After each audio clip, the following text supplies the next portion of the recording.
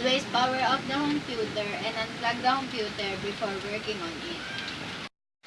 Take away any liquid near your working area to avoid getting electrocuted or accidentally damaging computer parts. Be careful with tools that may cause short circuit. Place ground or discharge yourself before touching any computer parts. Do not use excessive force if things don't quite slip into place. In the area before and after using it to maintain sanitation and prevent accident. The components on the edges and do not touch the integrated circuit parts.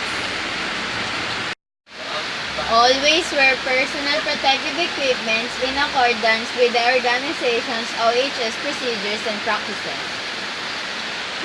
Make sure that the pins are properly aligned when connecting a cable connector. Contingency measures during workplace accidents, fire, and other emergencies are recognized. Use brush, compressed air, or blower in cleaning the computer system.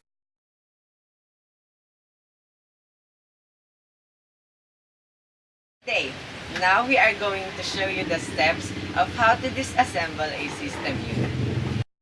Remove all the cables or the wires of the system unit to avoid short circuit. Remove the cover of the chassis. There are different ways of removing the cover of the chassis. It depends on the system unit that you have. Like this one, you just have to slide it, but for other system unit, you are going to use a screwdriver because there are screws on the cover of the chassis so that you can remove it. The step of disassembling a system unit is unplugging the power supply. You have to use a type of screwdriver that is accurate to the screw that is with it. So, if you already unplugged the power supply or any parts of the system unit, make sure that you are going to put it in somewhere that it is going to be safe. And also, the screws that you have already removed, place it on a certain place that can be easily found so that you don't have to waste time on finding it somewhere in your. You have already unplugged the power supply. The next step you are going to do is unplug the IDE or the ribbons of the FDD or the floppy disk drive, the hard disk drive, and the CD-ROM. Do not use excessive force on unplugging it so that you will not damage a part of the system unit. Now that you have already unplugged the ribbons or the IDE of the FDD, HDD, and the CD-ROM, the next step you are going to do is to get or remove it from its place, the HDD, FDD, and the CD-ROM. It has screws on it, so you have to use screwdriver on removing the screws of it, and it depends of which is the type of screwdriver you are going to use on the screws that is in the system unit of yours. Already unscrewed, carefully remove the HDD, the FDD, and the CD-ROM of your system unit. The next step that you are going to do is to unplug the system fan or the CPU fan. Now this kind of system fan that we have is just a simple one that you don't have to unscrew it, but there are types of CPU fan that you have to unscrew it so you can able to remove it. That you have already removed the CPU fan, the next step that you are going to do is to remove the RAMs. Now be careful of removing the RAMs and do not touch it on its gold parts because it might cause your RAM to be damaged and it will not work once you already assemble it and use your computer. Now the last part of disassembling a system unit is the part wherein you are going to remove the motherboard.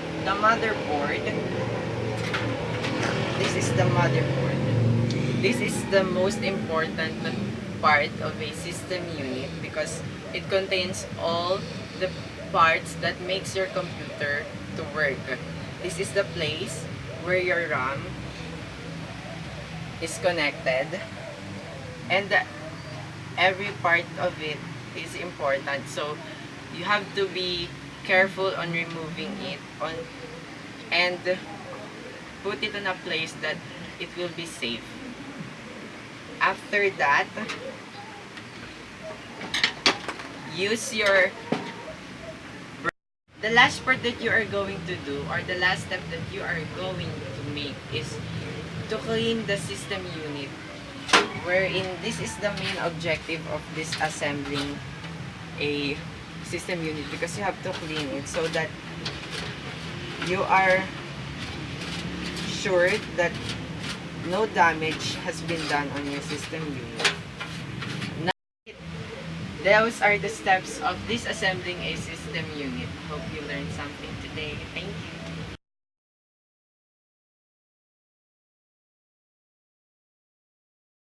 We are going to show the steps on assembling a system unit. First, put the motherboard.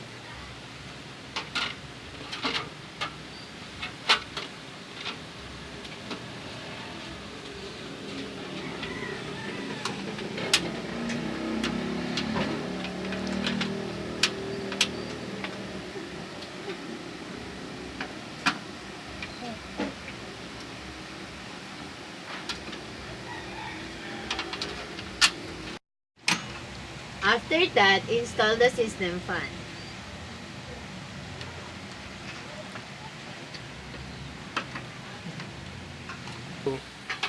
Then, put the power supply. Put all the screws properly. Ulit! Ang pangit eh. Put all the screws properly.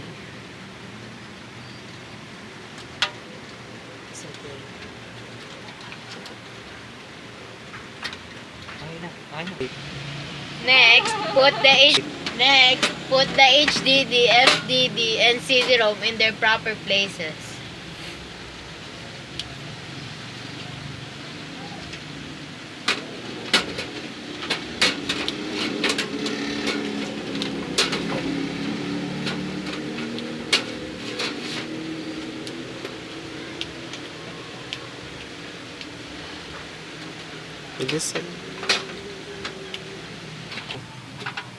And lastly, put the IDEs in their respective places.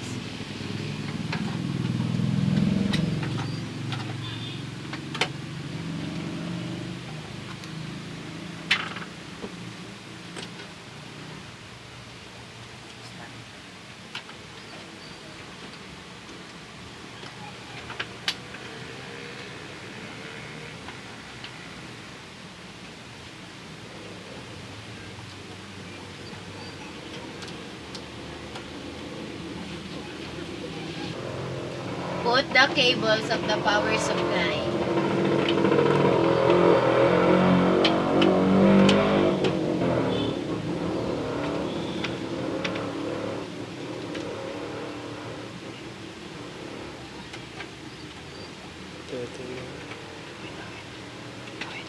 Okay. And lastly, bring back the cover of the system unit.